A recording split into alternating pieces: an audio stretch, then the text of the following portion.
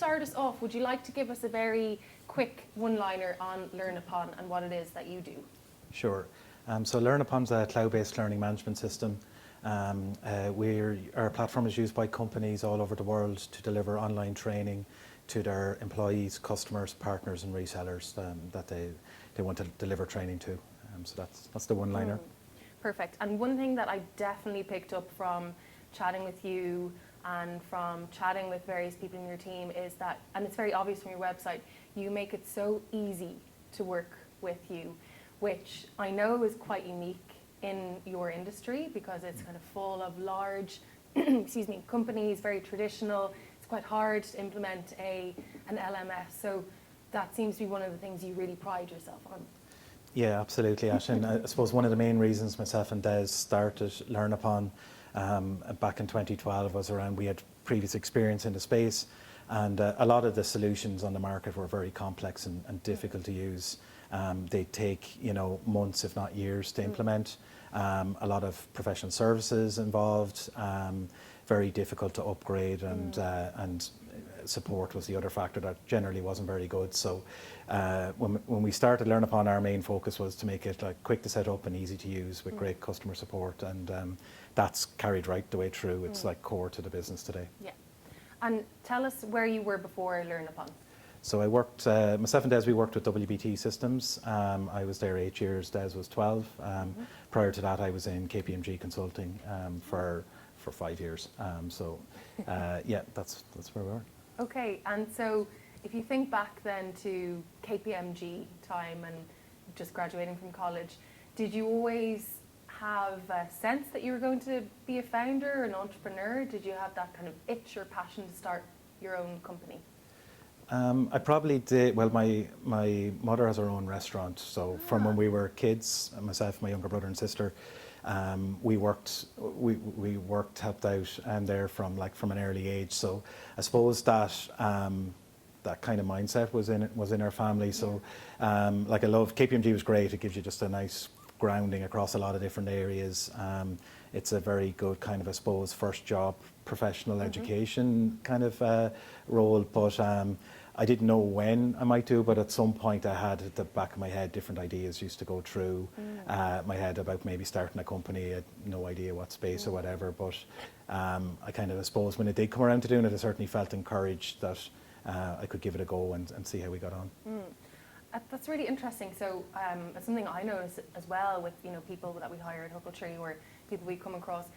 Those who have experience in hospitality or retail or restaurant seem to get that focus on customer service from day one. Do you think that that's what maybe instilled that focus in you today? Yeah, possibly. It certainly, I think, from both my dad and mum, that restaurant in Carlow's still 33 years, I think, on the go now. Wow. We have 32 or 3. So there's a lot of, I suppose, longevity there, and it's a lot of hard work, and great, and going through ups and downs, through recessions, etc. New competitors appearing all the time.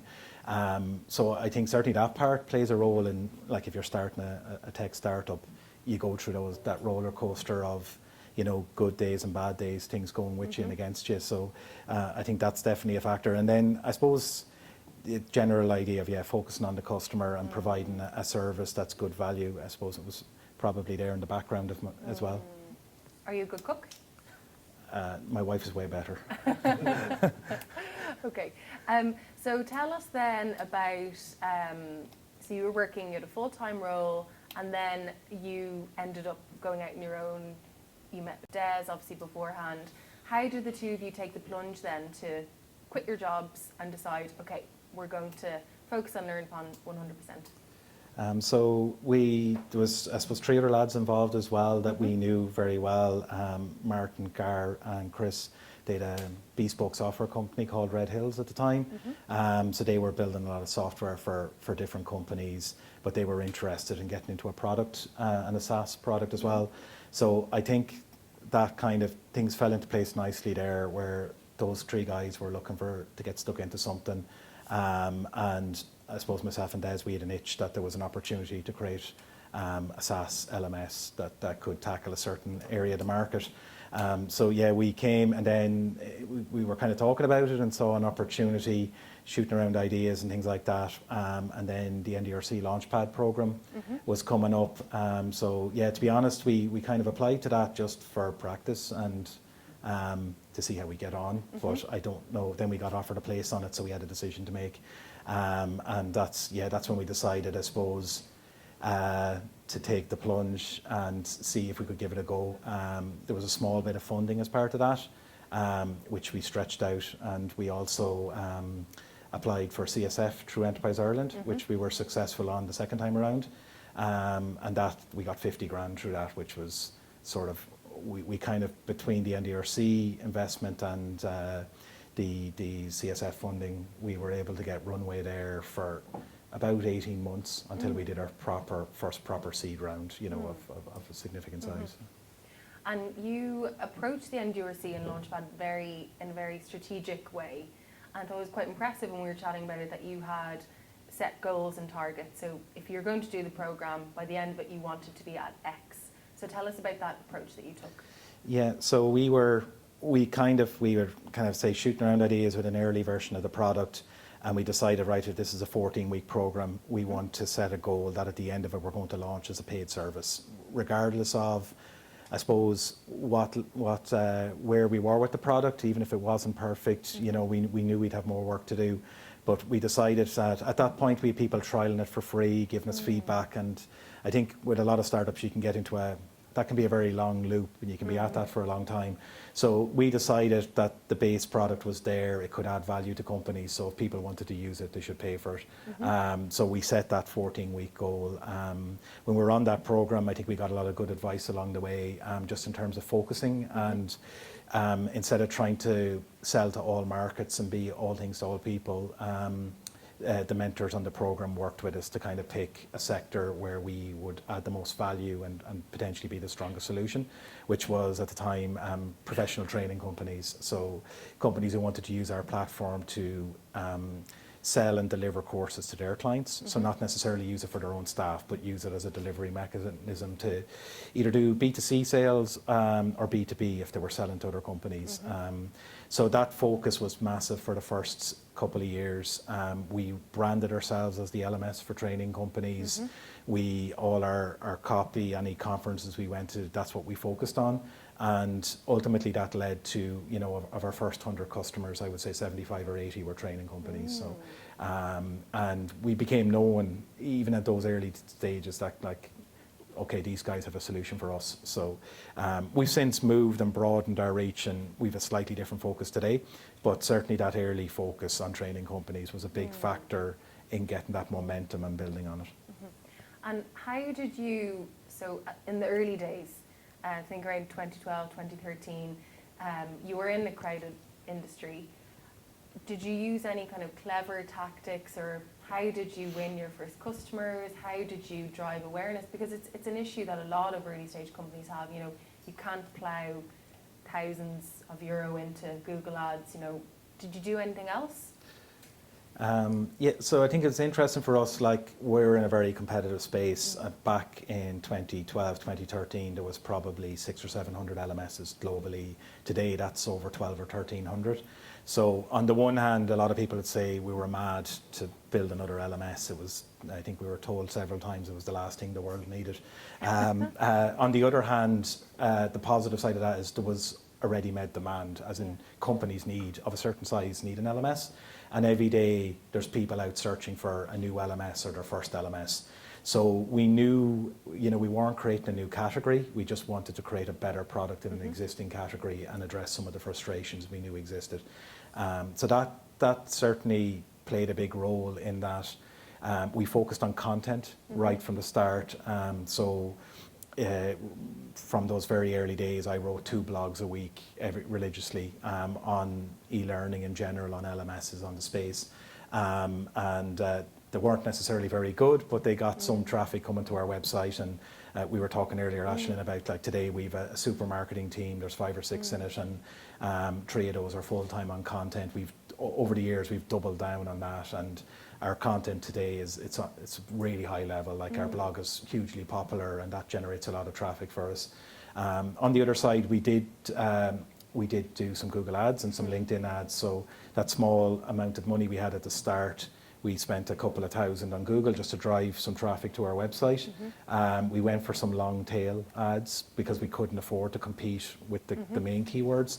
And we tracked that very well. We knew if we could get people to a demo on our product, we'd have a good chance of winning, winning the deal. And that became the case. We went international from day one. So I was looking recently, our first 12 customers were all outside of Ireland before we got an Irish customer. So they were mainly in the US, the UK, Canada. So that was that traffic coming in, and convincing those prospects to see a demo of our product, which we used to do over GoToMeeting. I used to do it back then, and we had a good story. People loved the product, even that early version when they saw it. So we were, very successful. I think, 30+% of demos would end up as a paid customer. So it was trying to get that traffic through. I suppose in terms of a few little things, it was hard to get our first customer in the US. It was a few times where we had done those demos and we got feedback that we were the preferred solution, the best solution, but because we had no other customers in the US, they couldn't take a chance on us. So we had to get a little bit creative there. I think eventually after a few hits like that, I remember at the end of a demo getting that went really well from a US prospect and being asked, have you any other customers in the US? And I said, well, not yet, but we're signing our first one tomorrow. And he said, okay, we'll be your second. So as it turns out, they were our first in the sign of that. So, but it gets a white lie, but they're still a customer today, 6-7 years later. I think it gets easier. Like we eventually, once you got 10 or 15 customers in the US, suddenly that fear factor of going with an Irish startup with 2 people becomes a bit easier. And today of our 1,000 customers, 650 plus 700 are in the US. So it's no longer an issue. So there's a lot of that. We had to, I suppose, we worked US hours from day one, and we've done that as we hired people. When we hired people into support, we worked shifts. So a day shift, an Irish day shift, and a night shift from 4 to midnight. We pretty early on hired a guy in Sydney, Dave, who still works with us. That team is growing now, but he did the midnight to 8 a.m. shift. So we could offer, even when we were only like a 6 or 7 person company, we could offer 24/7 support, which again, when you're that reactive for your customers, when they have a question, you get back, that helps to build your reputation and kind of that they made the right decision taking a chance on you.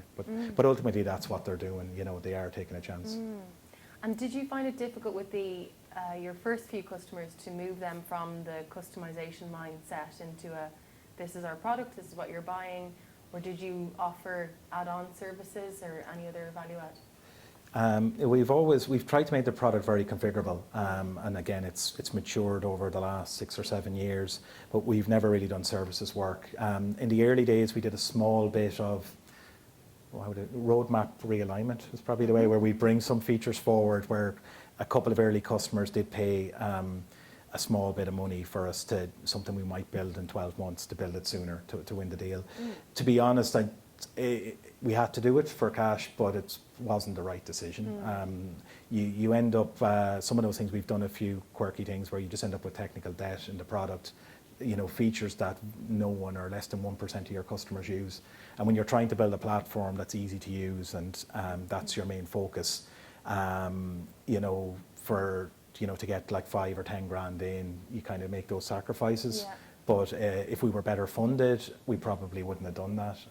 We don't anymore. We would have some prospects offering to pay a lot of money for us to do certain things, and we explain our reasons why we don't, and it's for the good of our overall customer base. And we'll walk away from business if we're not a fit, rather than doing services work or customizations, because ultimately we've 1,000 customers now. We want to try and get to 5 or 10,000, and your product won't scale in the right way if you keep doing one-off work for certain customers. Yeah, it's a problem that a lot of early stage companies face, because obviously customers will love your initial product and they'll say they want to work for you, but only if X, Y, Z. And when you don't have any cash in the bank, I can imagine it's very difficult to turn it down. Talk us about tell us about your funding journey. So you said you got the initial kind of small funding from the NDRC, and then you did CSF, and then you raised your seed round. Yeah, so when we kind of came off the back of the NDRC in kind of summer 2012, we had the lift-off day. We started at that point talking to various VCs and chatting to them about a lot of the Irish VCs about trying to get an investment, a HBSU round us. So we're hoping to raise 500,000 or 600,000 with Enterprise Ireland contributing to that.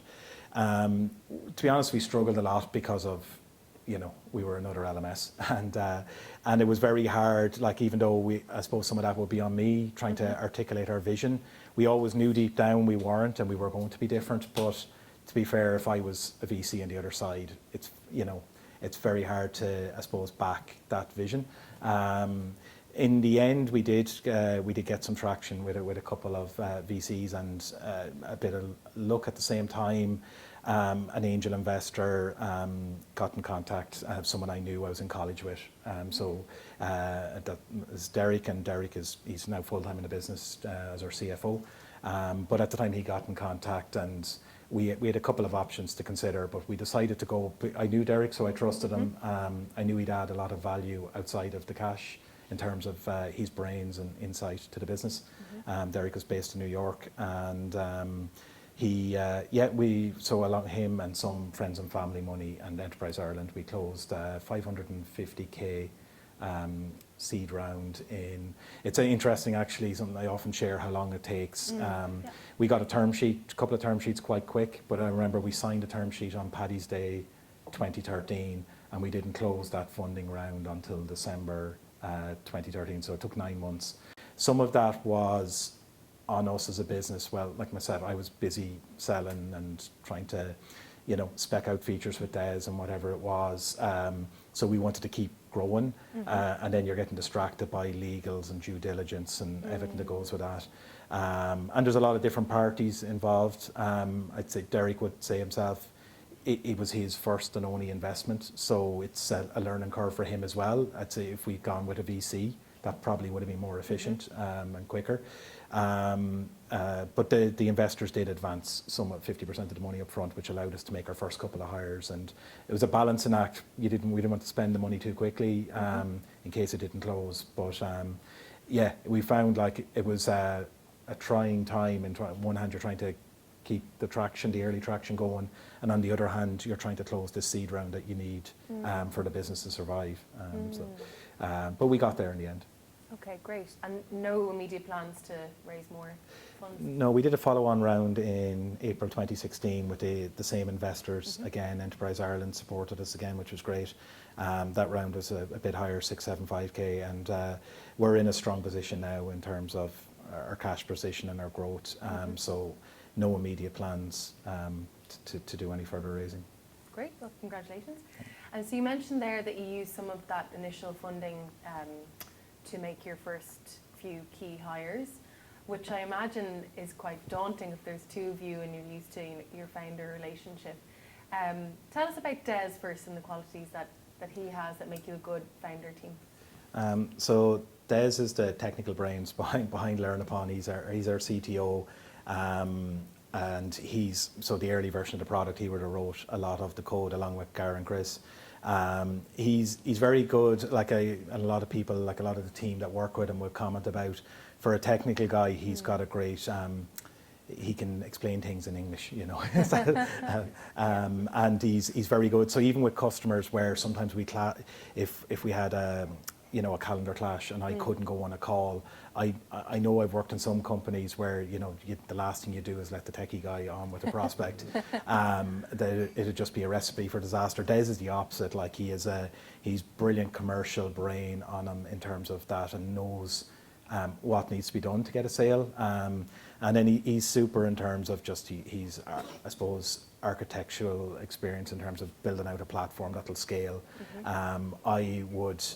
I'm quite simplistic in terms of my approach to product, and we should just build this, that, and the other. And he's very good at explaining to me why it's not as easy as it sounds, and to understand I suppose the deeper underlying complexities that are involved in those things, which is great. I've learned a huge amount even prior to LearnUpon. Like, we worked together for 8 years, and we worked together in a lot of projects together. and I've learned a huge amount from him over the years. Okay, and he works in Belgrade now, right? That's right. So, Des's wife is Serbian, so that's how he ended up there. And he's built out our dev team, some of our product and QA team, and graphic designers are all in Serbia. So we've, I think, 35 or 6 people in the office out there, and it's growing fast. and how do you, the two of you, ensure that, I mean, I assume you're talking every day, but do you have a structured kind of weekly meeting or monthly, or what does that look like? Yeah, so myself, Des, and Derek, so who was our main investor and now is in as a CFO, we have a weekly Friday meeting between the three of us, which is in the calendar for an hour, but tends to go on for 2 or 3 hours. But it's great. There's so much happening in the business at the moment. It's hard to keep on top of everything. So that's a good. It's quite structured. We put our topics down in advance, so that people can read, each of us can read over, and then we just work through it during that call. So that's good. And then aside from that, we use Slack in the business, so we're chatting all the time on that. Do you find Slack good or distracting? I'm a big fan of it. I know Des and some of the team find it a bit distracting. Yeah. They mute a lot of channels. Like we've over 100 people now, so there's a lot going. There's a lot of channels. For me, because my day job's a bit different now, I'm not necessarily working on that in particular. It gives me a great insight as to what's happening across the different teams. So I love it from that perspective. I can see the interactions on the success channel, on the product channel, whatever it is. And I can just watch what's going on. I learn a lot from that. I can see potential areas where we're doing stuff really well, or areas where we might need to improve, and I can give some feedback on that. But yeah, no, overall I'm a fan. It'll be interesting to see, like we're expect to be over 200 people by the end of next year. So I wonder, will it scale to that level? But in terms of like cutting out email and things like that, it has a big impact. Yeah, sometimes I wonder if it just creates more noise, but I see your point as well. And you mentioned there balancing workload and prioritization, and I know you recently became a father for the first time, which is obviously your most important job. So how do you prioritize your day, and is there a particular approach that you take on a weekly basis to make sure that you get the important stuff done? Are you a good delegator? How does that pan out for you on a daily basis? I would say I'm not the most structured. It's like a process person. I do spend a lot of my day on just Slack and email, and like so I'm kind of like from first thing when I get up in the morning, I'll run through everything on Slack, go through my email, and like last thing before I go to bed at night. No. Yeah, it's, but I think I think I'm a pretty good delegator. I've got better at it anyway. I think at the start it's difficult because you have your idea, whether it's right or wrong, of what standards things should be done at, and how you would do it yourself. And it can be, certainly at a stage of maybe when we were 10 or 20 people, it can be difficult that you're no longer doing stuff. There's other members of the team who can do it and can do it better than you. But that is a mind shift, particularly if, you go from writing blogs, testing code, to sending out an invoice, whatever it is, through to there's teams of people to do all that now, and you're there more just as maybe a mentor and give some advice where needed. So it's a shift. We're at a different stage now in terms of that journey. I work off my Google Calendar for everything, so that's kind of when stuff is in there. I'm usually not more than 5 or 10 minutes late for each meeting. So and I work through from that. I am trying to get better at looking at. I'm terrible for picking off the easy things to do first. And you feel that's a great productive day, and the hard things stay on the list and you come to them tomorrow. So I am trying to get better at putting some frameworks in place to do the high priority urgent things first, and instead of just checking off lists. So I have more work to do there, I would say. Okay, and tell us about your first hire outside of yourself and Des. We in August 2013, so just before the funding round closed, but we had some advance in that. We hired Shane in customer support as our first customer support rep. So again, it feeds into the culture of the company. It's something, it was important to us. Usually when startups can hire someone, they usually hire another developer or maybe a salesperson or something like that. For us, Shane joining the team was massive. It allowed me to focus more on selling, because up until then, myself and Des, between us, we're answering all the support tickets over email, and it allowed Des to focus more on coding and building out the product. So that was massive. And yeah, like Shane, over 5 years, he was 5 years last August with us. He's since moved into our SRE team, but the support team has grown to like 15 or 16 people now across Dublin, Philadelphia. We've Dan in Phoenix, and we've a couple of guys in Sydney. So it's built out. It's got it's core to the company. It's core to our culture. It's they interact every day with our customers. So yeah, that was it was a really important hire to get right. I think it's tough. I'd often talk about Shane left a proper paying job with Lambia to come join a 2-person startup, and that's obviously a lot of risk from his perspective. And in all those early hires, we used to tell everyone, we have plans. Here's where we think we can get the business, but it might not work out. And are you okay if you're out of a job in 6 or 12 months? Because you don't want anyone joining your company, maybe if they have dependents or commitments where, there's no guarantee we were going to survive. We were optimistic, and I think but we still would always say that for the first, I don't know how many, 10 hires, every interview we'd say that before we'd make a job offer, just so people knew what they were getting into. So. And did you, so obviously at that early stage it's impossible to compete on salary, so what else did you use to motivate someone obviously you've said there, we have plans, we're going to be big in the future. Did you get creative with what you could offer employees, or how did you convince them to join and stay, because your retention is amazing? Yeah, I think a big part of it was giving people responsibility and ownership for things, and that's still the case today. Anyone who joins the company, even now, like we would say, if you join as employee 100, 110 or whatever it is, it might feel like, well, you've missed it, but like we've very ambitious plans as to where we can get to, and you can see it that someone who joins now will still be hopefully an early employee in LearnUpon in 4 or 5 years' time. But that was a big part of it, that when anyone who joined, we wanted them to have input to the journey. And take ownership and implement systems or processes or approach. So whether, Shane, one of his first tasks, we were using our Gmail for all our support tickets up to that point. So we were just emailing over and back to our early customers. And one of Shane's first products was to pick a ticketing system for us. So he went off and researched that, and we implemented Desk, which, we're still using, or we're about to move to Zendesk. But things like that, same with the sales guys. I showed them the process I had and how it was working in my demo route. And then they take ownership and make it better, and so it's the same across. I think it's the same across all the teams.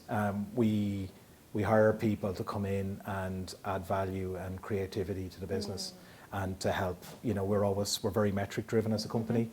So anywhere we can eke out an extra couple of % on any of our main KPIs and metrics, we want people to do that. We feel if we sit and rest on our laurels, that's when things will start, not going well. So that, I think that's probably a big factor. We did our best to compete as best as we could in salary, but yeah, there's obviously amazing tech companies in Dublin that can offer all sorts of benefits. If that was someone's top priority and what they wanted in a job, and fair enough if it is, they probably weren't going to be the right hire for LearnUpon. Okay, and as a company in the learning and development space, what does your training strategy look like for your own employees? Yes, it's I'm really impressed with it. I'm biased, obviously, but we for all our teams, we started with sales, and we've kind of put it company-wide now. When someone comes in, they go on it varies, but roughly a 6 or 7 week boot camp. Wow. Very intensive. So if I take our sales guys for an example, they go on a new BDR, will go on a 6 or 7 week boot camp, broke out week by week, where by the time they start interacting with prospects on our website, we use intercom or, answering inbound demo requests, they're an e-learning LMS expert at that point. Like, they will answer any question as good as me, better than me in many cases. And that process is really intense. The team all buy into it. So again, if I use the sales example, they cover various topics during the week, and then on Friday they have to do a teach back session with other members of the sales team where they get a grilling, and it works right the way through to their final presentation or demo is to me, like at week 6. And so for anyone coming in, they come through, and the idea is if they get through that, they're good, good to go. I try not to be too harsh. I was about to say, so they still present to you now? Not all the teams, but the sales guys all do, and some of the other teams would as well. So yeah, we took what we worked really well in sales, and then we expanded it to support, success. So to most of our key, and the dev team, they have a similar boot camp as well. So yeah, like it's very, and it's always evolving. When someone graduates, or we call graduates at the end of the boot camp, we do a debrief and get feedback as to how we can make the program better for the next set of people who join the team. So only last week, Stephen, who is one of our senior BDRs, we've 4 new BDRs, or 4 starting on the 1st of September. So he was taking me through the new boot camp, and we're using LearnUpon as well for parts of that, which is great, obviously, to using our own product. And I was so impressed. I was like, wow, I think it's as good as, having worked for a few different companies. I think it's as good as out there in terms of onboarding and training up our team. And it covers the product, obviously, the industry, but also our culture is a big part of that as well. Tell us more about your culture.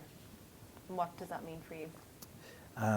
So I suppose it starts with that customer focus, and we've tried to, we kind of knew, people were telling us when we were around, say, 20, 30 people, that we need to document and get our culture down.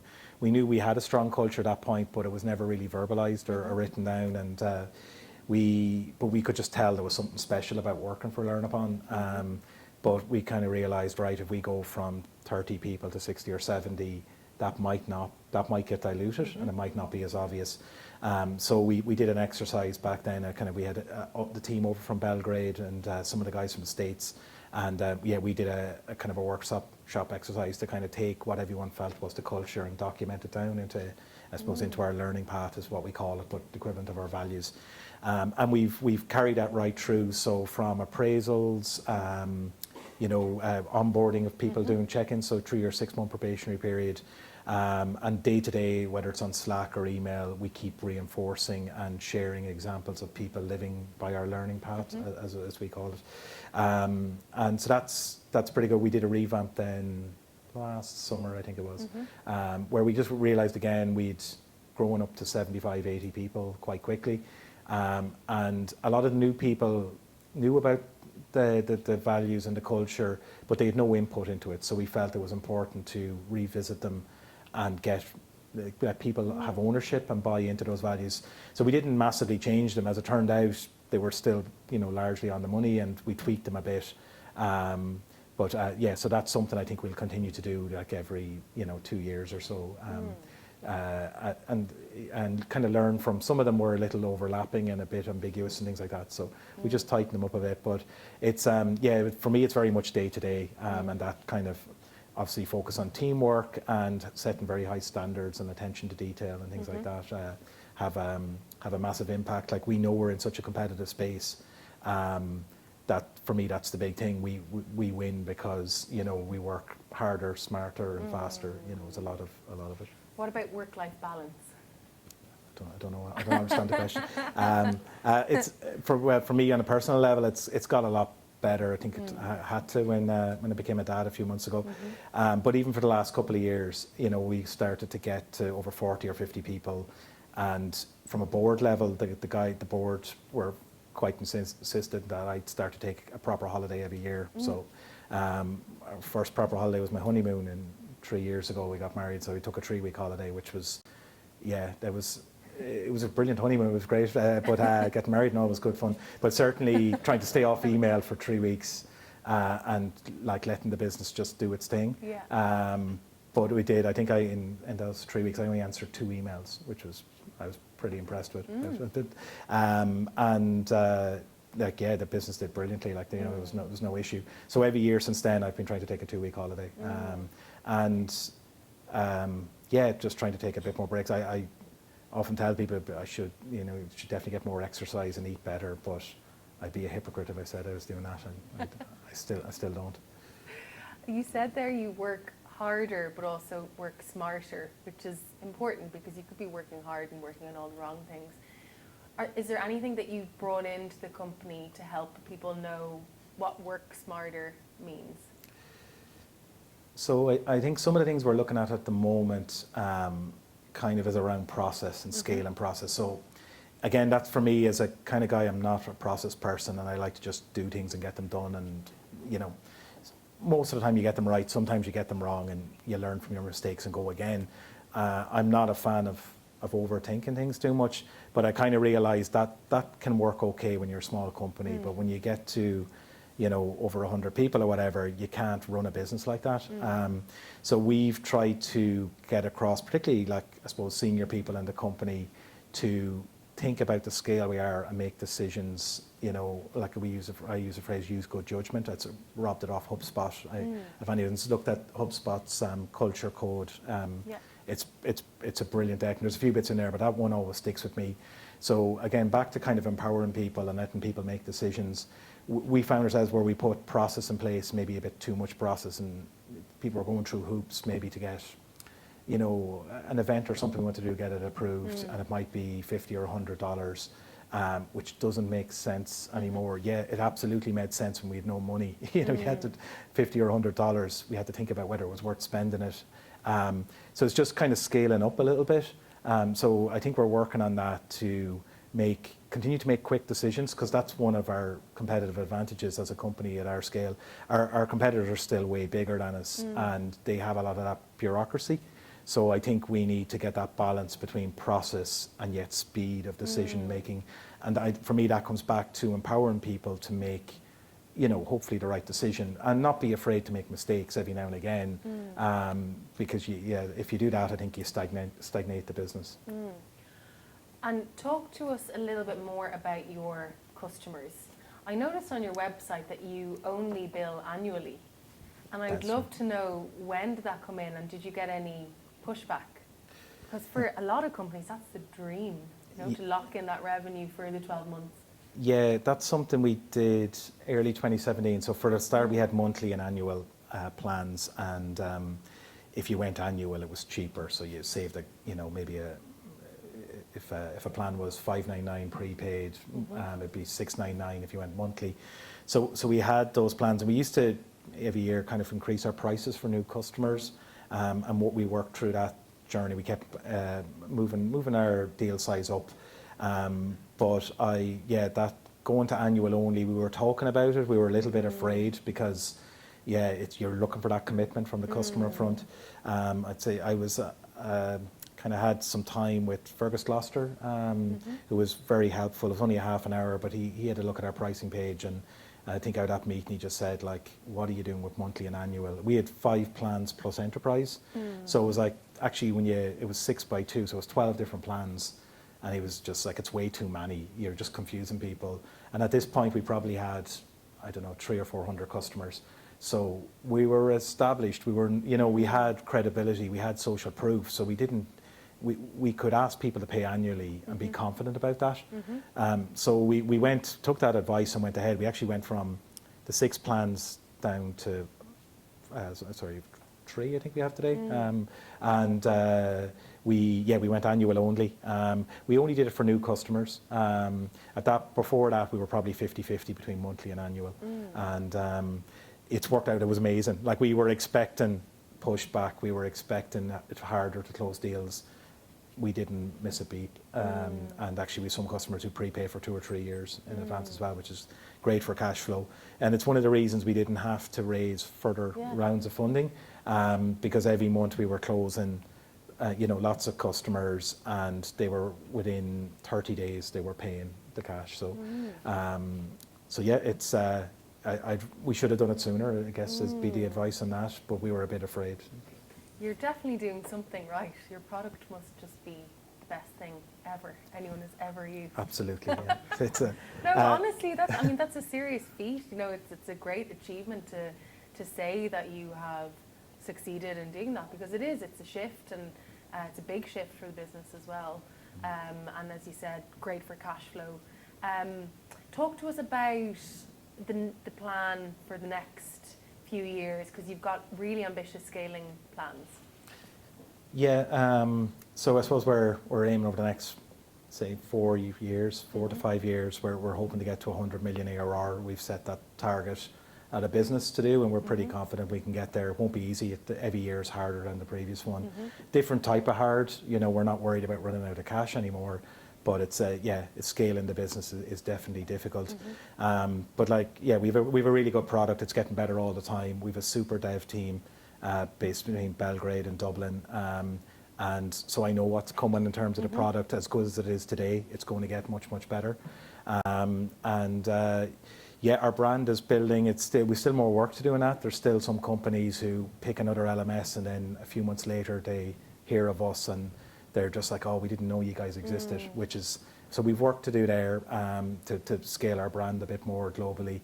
But that's our aim. We expect our growth to actually accelerate. So we've been growing pretty fast the last 4 or 5 years, and we think we can grow faster going forward at the scale that we're at. And it's just kind of, I suppose, continue to build out our team. We're kind of constantly have 20 to 30 open roles now, so it's really it's interesting, just seeing the people coming in and all the teams being built out. And I'm sure, we're conscious the competitive landscape's not going to get any easier. But if we can achieve our potential, I'm pretty confident that we can get that. After that, I don't know. We set various targets along the way. We always look a couple of years out, so that's the main focus for the next 4 to 5 years. And talk to us about innovation in the industry. What are you excited about? So the e-learning space it's interesting. It kind of goes through phases, through different cycles. There's lots of buzzwords and different things come in. If you look every couple of years, there's a new, I won't say a fad, but there's a new thing that's like top of list when it comes to e-learning or LMSs. So whether that's like social learning, through to gamification, through micro learning, and the current one is obviously AI and ML is massive.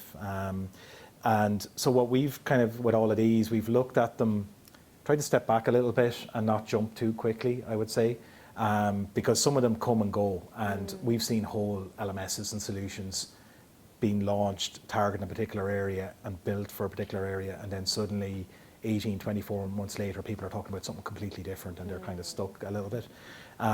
So we've taken that approach.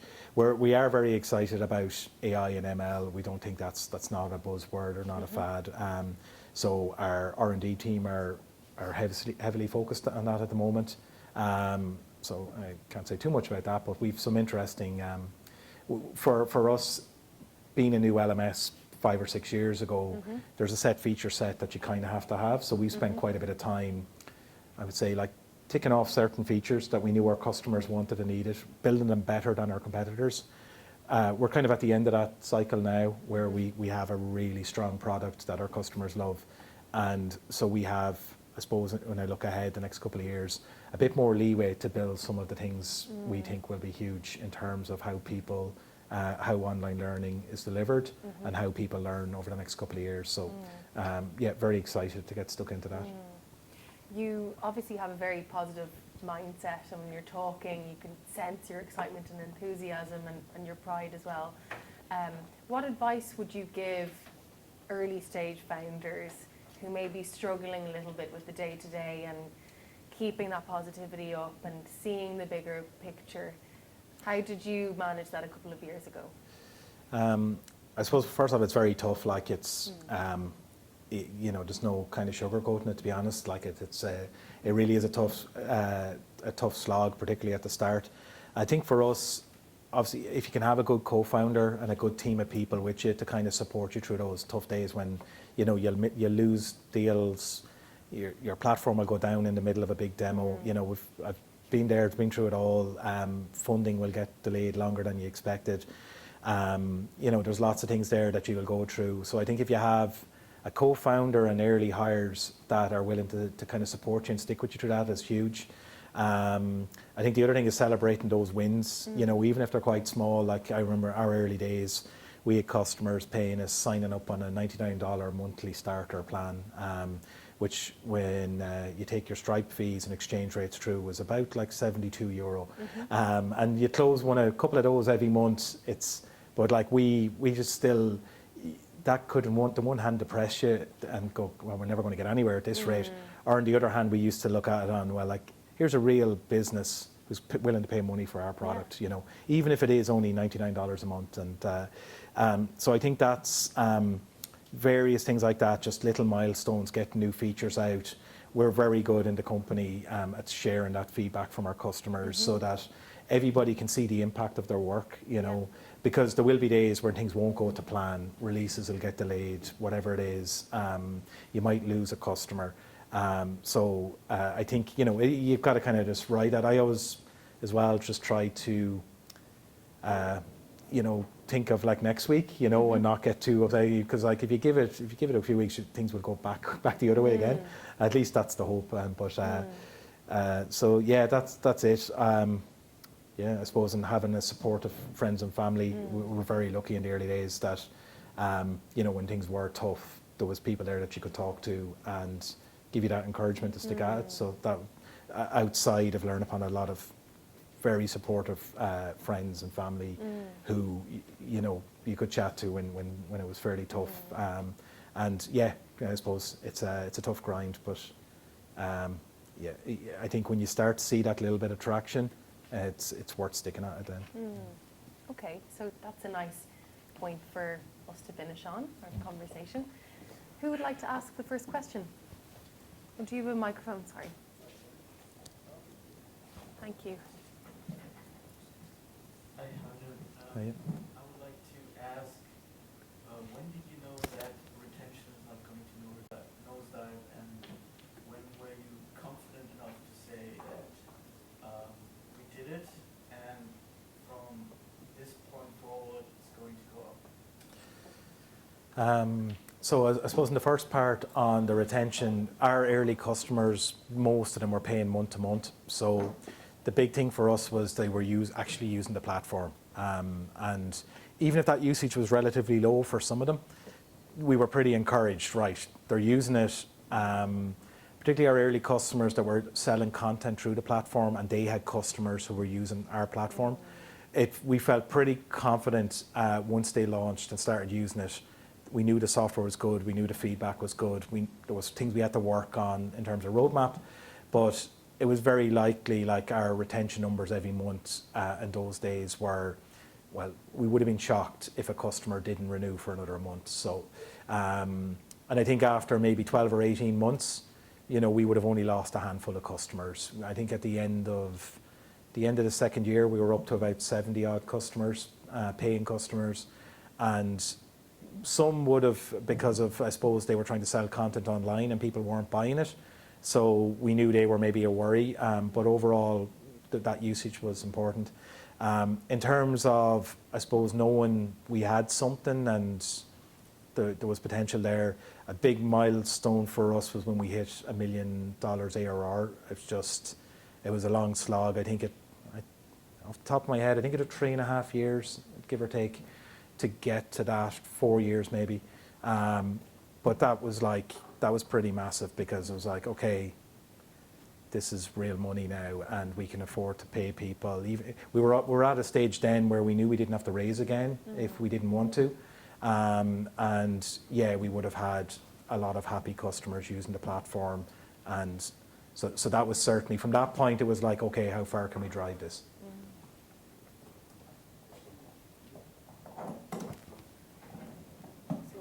Was the company that you and your co-founder were working on before you left to found LearnUpon in the same industry as you're in now?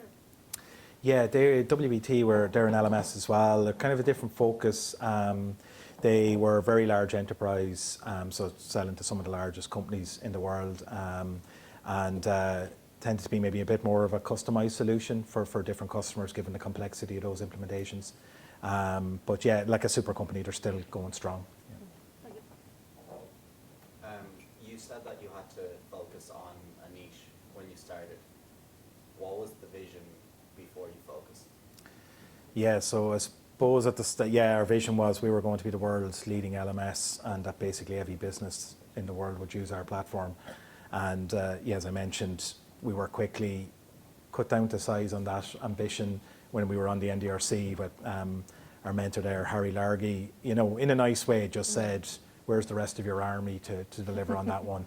And he made us, you know, ask some tough questions of ourselves in terms of, okay, we at the time I think we had 3 main markets we wanted to focus on: corporates, training companies, and I think it was associations. And he just said, which one of those 3 are you the best for, and why? And kept pushing me, why do you think training companies? And when he was kind of happy that I had a reasonable answer there, he said, okay, when you come back for next week's session, I want your website changed, be the splash page up to say LearnUpon the LMS for training companies. And that was it. That's what we went for. But yeah, at the start, and I suppose it's probably more in line with what our vision is today. You know, we want to be the leading LMS. Like when people think of a CRM, they think of Salesforce. If they think of a ticketing system, they think of Zendesk. And our vision is when you think of an LMS, you think of LearnUpon. So still a long way to go. Hi, Brendan. Hi. Here. What's the biggest source of new customers for you today, and how do you lean into that? So a lot of our traffic is organic. So as I mentioned earlier, our focus on content is huge. Our blog is very popular. So that would be, we have a bunch of different channels, but paid and organic. So yeah, it's probably split like 40% paid, 40% organic, and then we do conferences and other channels. But I think in terms of where we're really focused is that kind of high value content that people in the industry will enjoy, will get value from, and that helps build our reputation. Do you write about what you do, or? More about the learning space in general. Like we used to at the start, like a lot of companies used to talk about features, and we've just released this, and kind of those kind of things. Now we more focus on problems and jobs to be done. So we kind of, our target buyer, what they're looking to do, whether it's employee onboarding, or customer training or something like that. We focus on those areas, and we try to give real value if you're trying to implement that program for the first time. We do a lot around content as well. So even though we don't provide content, our customers do, but just how to create engaging content. A lot of focus on like instructional designers and what they might need. They're not necessarily our target buyers, but they help build our brand as. I often talk about we're not just a software company. When someone signs up for LearnUpon, you get access to our people as well. So it's our platform and our people. And so our content and the value we give in our content tries to tie in with that narrative, along with the, if you tie it back to the boot camps for the sales staff and the support team, and the knowledge that every interaction with someone in LearnUpon is a really high quality interaction, so that you're dealing with domain experts really. Anyone else? No, I have a question. Can I ask a question? Hey, Dave. Yeah, Um, sorry. Brendan, you talked about how your activity has shifted since the early days when you were like answering the support calls and you were leading sales, and you said you were writing code. Can't find out that you weren't really writing code. No, I wasn't writing code. I did all the rest, no code. You transitioned into more of a mentor role. Can you just talk a little bit about your own personal motivation? What that success means for you now, and how that's transitioned over the years? Yeah, I suppose it's an interesting one. Like there's a couple of levels to it, and I suppose at one level, like I want to build a great software company out of Ireland. I mentioned in all the different software spaces, there's leading SaaS businesses. So I think there's a great opportunity to be the best LMS and to build that out of Ireland as a headquartered. With our teams in Serbia and the US. So that's, I suppose there's just maybe, I don't know, legacy or whatever it is from that perspective. Outside of that, kind of want to build a company that people like to come to work for, that there's a good environment. And that's important as well. Like I suppose there's different times when you might exit the business. I think if we can keep going and achieve that full potential, it'll create huge opportunities for the people that have joined and helped on the journey. So there's that's definitely myself and the back of myself and Des's head. That was that always a goal at the start, like to build a company that people wanted to come and work for, or did that emerge as a goal as the company started to grow and you saw new challenges? As CEO, was that something that dawned on you through the years? I'd say, mightn't have been explicitly goal, but it was always at the back of our minds that, you know, we've worked with different companies over the years, and there's always things where would frustrate you when you know, and how a company did certain things or whatever. And so we always, we were kind of keen, even from the early days, that like, well, that shouldn't be a pain point in LearnUpon, even when we were only 5 or 10 people.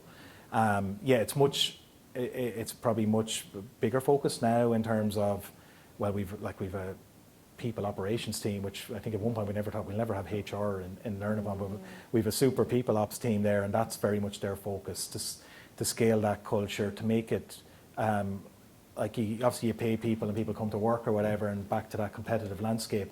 The biggest thing for me is if people don't enjoy coming to work every day for LearnUpon, then they're not going to stay. So now it's hard to have that all the time, and there's certainly stress and different pressures there. But I think it's definitely at the back of our minds all the time. One quick question before we finish up. I know everyone wants for beer and pizza. No, go for it. It was just with regards to the engineering team there.